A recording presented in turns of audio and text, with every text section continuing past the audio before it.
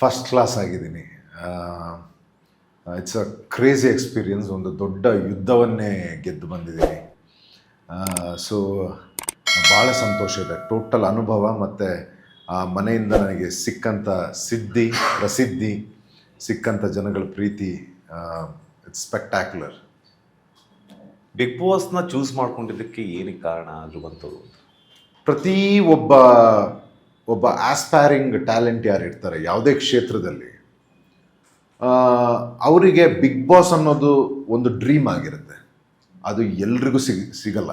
ಅದಕ್ಕೆ ಅಲ್ಲಿಗೆ ಹೋಗುವಂಥ ಭಾಗ್ಯ ಕೂಡ ಸಿಗಬೇಕು ಅಂತಂದರೆ ಅವರು ಬಹಳ ಪುಣ್ಯವಂತರಾಗಿರಬೇಕು. ಒಂದು. ಎರಡನೇದು, ಆ ಮನೆಗೆ ಹೋಗಬೇಕು ಅಂತಂದರೆ ನಿಮ್ಮ ಬಾಡಿ, ನಿಮ್ಮ ಹಾರ್ಟು, ನಿಮ್ಮ ಮೆದುಳು ಮತ್ತು ನಿಮ್ಮ ಗಟ್ಸು ಇದೆಲ್ಲ ಡೈಮಂಡ್ ಥರ ಗಟ್ಟಿ ಸ್ಟ್ರಾಂಗ್ ಬೇಕು.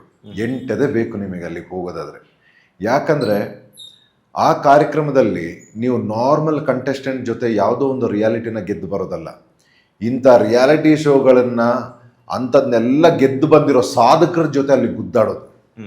ಸೊ ಅದು ನಿಮಗೆ ಒಂದು 10 times ಮೋರ್ ಡಿಫಿಕಲ್ಟ್. ಪ್ರತಿಯೊಬ್ಬರು ಟ್ಯಾಲೆಂಟೆಡ್ ಅಲ್ಲಿ, ಒಬ್ರಿಗಿಂತ ಒಬ್ಬರು ಟ್ಯಾಲೆಂಟೆಡ್. ಸೊ ಇಂಥವ್ರ ಜೊತೆ ಗುದ್ದಾಡಿ ಗೆದ್ಕೊಂಡು ಬರೋದಿದೆಯಲ್ಲ, ಇಟ್ ಈಸ್ ನಾಟ್ ಈಸಿ. ಹೆಂಗಿತ್ತು ನಿಮ್ಮ ಬಿಗ್ ಬಾಸ್ ಲೈಫ್ ಜರ್ನಿ ಅಂತ? ನಾನು ಅದೇ ಹೇಳಿದ್ನಲ್ಲ, ಅಲ್ಲಿಗೆ ಹೋಗಬೇಕು ಅಂತಂದರೆ ನಿಮ್ಮ ಕೈಕಾಲು ಗಟ್ಟಿ ಬೇಕು, ಹಾರ್ಟ್ ಗಟ್ಟಿ ಬೇಕು, ತಲೆ ಬಹಳ ಗಟ್ಟಿ ಬೇಕು. ಸೊ ಅಲ್ಲಿಗೆ ಹೋಗಿ ಒಂದು ಯೂನಿವರ್ಸಿಟಿ ಅದೊಂದು ದೈವಸ್ಥಾನ. ಅಲ್ಲಿ ಏನಂತಂದರೆ ನಾವು ಏನು ಕೊಡ್ತೀವಿ ಅದರದ್ದು 100 ಪಟ್ಟು ವಾಪಸ್ ಬರುತ್ತೆ. ನೀವು ಏನು ಕೊಡ್ತೀರಿ ಅದು ಇನ್ಸ್ಟಾ ವಾಪಸ್ ಬರುತ್ತೆ. ನಿಮ್ಮ ಇಡೀ ಜನ್ಮವನ್ನು, ಮನುಷ್ಯ ಜನ್ಮವನ್ನು 4 ತಿಂಗಳಲ್ಲಿ ಅನುಭವಕ್ಕೆ ಅಲ್ಲಿ ಬಂದ್ಬಿಡುತ್ತೆ. ನಿಮ್ಮ ಇಡೀ ಮನುಷ್ಯ ಜನ್ಮದ್ದು 4 ತಿಂಗಳಲ್ಲಿ ಅಲ್ಲಿ ಅನುಭವಕ್ಕೆ ಬರುತ್ತೆ.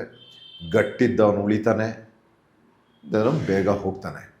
ಸೊ ಮತ್ತೆ ಅದು ಕೊಡೋವಂಥ ಅನುಭವ ನಾವು ಕಲಿತು ಅಲ್ಲಿ ನಾವು ಕೊಡೋದು. ಮತ್ತು ಒಬ್ಬರಿಗೂ ಒಂದು ಆಸೆ ಇರುತ್ತೆ ಜೀವನದಲ್ಲಿ. ಈಗ ನನ್ನನ್ನು ತಗೊಂಡ್ರೆ, ನಾವು ಹಳ್ಳಿಯಿಂದ ಬರ್ತೀವಿ, ಕೊಡ್ಲಿಪೇಟೆ ಅನ್ನೋ ಹಳ್ಳಿ.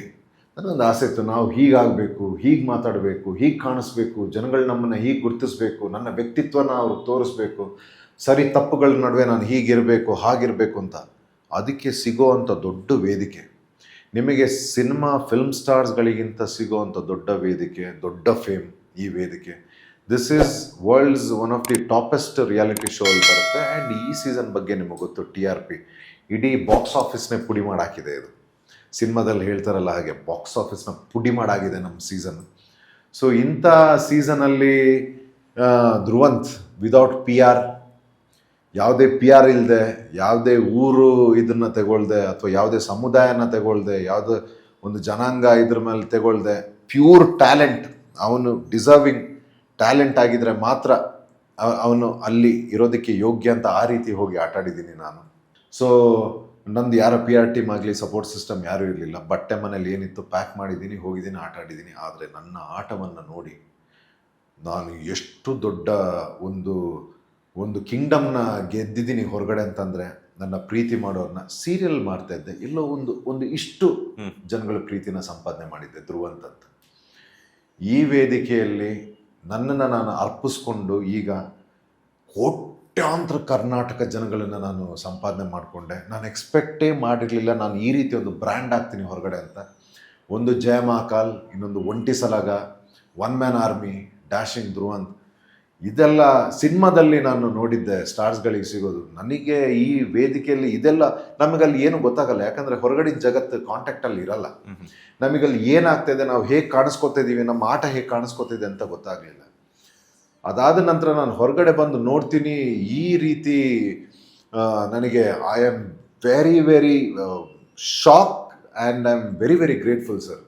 ನನ್ನ ಜನಗಳು ಈ ರೀತಿ ಇಡೀ ಕರ್ನಾಟಕದಲ್ಲಿ ನನಗೆ ಇಷ್ಟು ಪ್ರೀತಿ ಸಿಗುತ್ತೆ ಅಂತ ನಾನು ನಂಬಿಕೆ ಇಟ್ಕೊಂಡಿರಲಿಲ್ಲ.